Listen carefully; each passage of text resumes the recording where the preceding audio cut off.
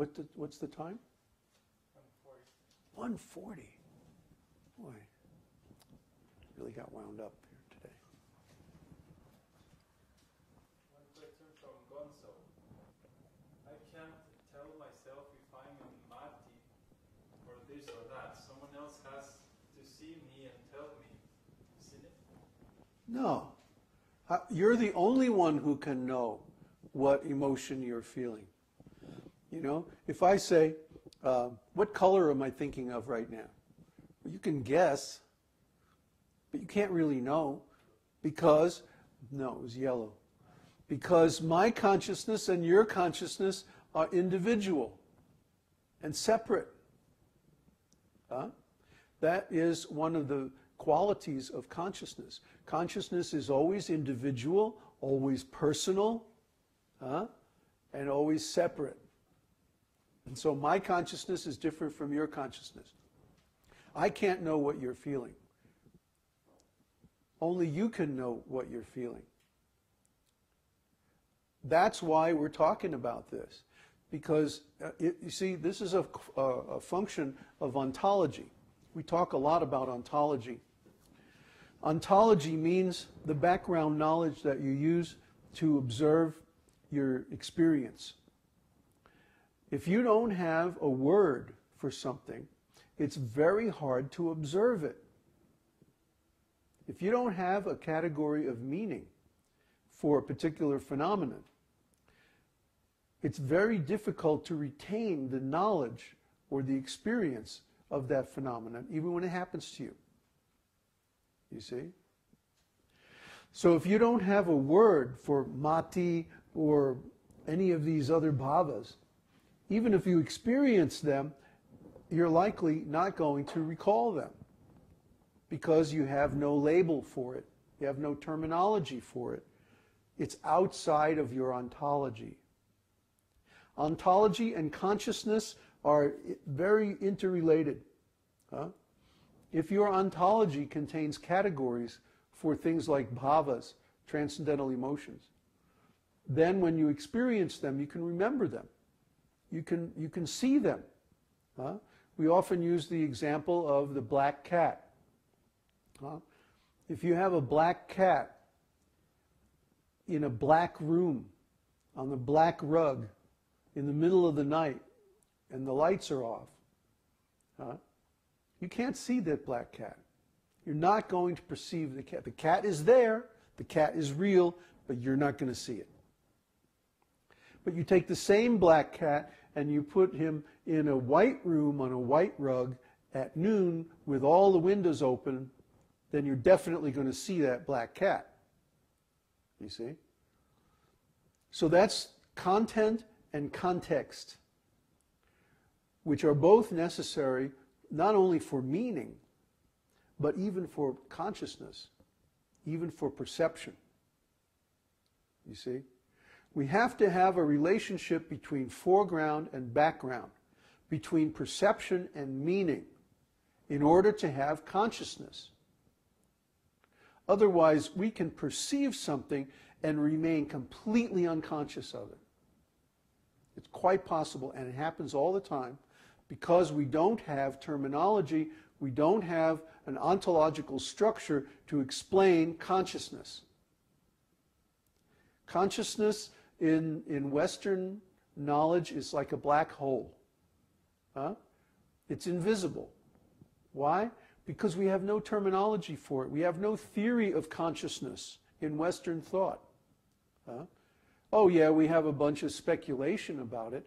Oh, consciousness is some kind of epiphenomenon of a brain function or something like that. But that's a completely unworkable, unpractical, useless theory. Why? Because it doesn't predict. See? If we have a real theory of consciousness, it would allow us to predict what consciousness is going to do and what changes it's going to go through.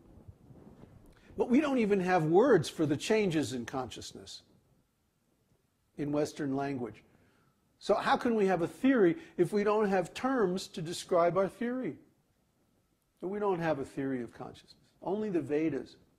Of all the different cultures in the world, Only the Vedic culture has an actual theory of consciousness, because only the Vedic culture has the terminology to describe these different bhavas. You see? So if you don't have terminology that describes consciousness, how can you have a theory of consciousness? And if you don't have a theory of consciousness, how can you predict consciousness? And if you can't predict consciousness, how can you work with consciousness? Huh? It's just like I have no knowledge of how to drive a car. I've never seen a car before in my life. I come from a little desert island somewhere. And somebody all of a sudden puts me in a car and says, okay, now drive on the freeway. What's going to happen? Smash, crash. It's impossible. Without such background knowledge and experience of seeing cars and riding in cars and seeing films of cars and hearing about cars and experiencing being in cars and seeing people driving cars, you have no way to learn how to drive a car. You can't just take a person with no experience or no knowledge of cars and expect them to drive. They're going to have an accident. They're going to crash. Similarly, a person who has no theory, no experience about consciousness, how can they manage consciousness, their own or anybody else's? It's not possible. So we see that people in Western civilization, they have terrible relationships. They have very ugly relationships. Their relationships are based on ignorance, just the body. My body, your body, put this body into relationship with that body, and then rub this body against that body, and then that's the end, and then they go off and they do whatever the bodies do. It's so dull. It's like animal life. Our cat is more intelligent than that. Why? Because cats have some knowledge of consciousness. And if you don't understand that, then you don't know anything about cats. So the thing is, our language is very poverty-stricken. Our culture is very weak when it comes to knowledge of consciousness, because we have no theory, we have no terminology, we have no way to understand or predict or manipulate consciousness. So then when our consciousness changes, we're always surprised. Well, why do I feel like that? Why do I feel like this? Why did she say that? Why did he do this? We're always surprised because we don't have theory of consciousness to fall back on. But in Vedic knowledge, in Vedic wisdom, there's a complete system of consciousness, a complete theory of consciousness, predictive theory. We know that if you chant the holy name of God, you're going to cleanse your consciousness and it's going to become transcendental. We know that. We can predict that. If you do this and that, if you eat meat, for example, we know this for a fact, many years' experience, that if a person eats meat, they can't understand any of this stuff we're talking about. We know this. It's a fact.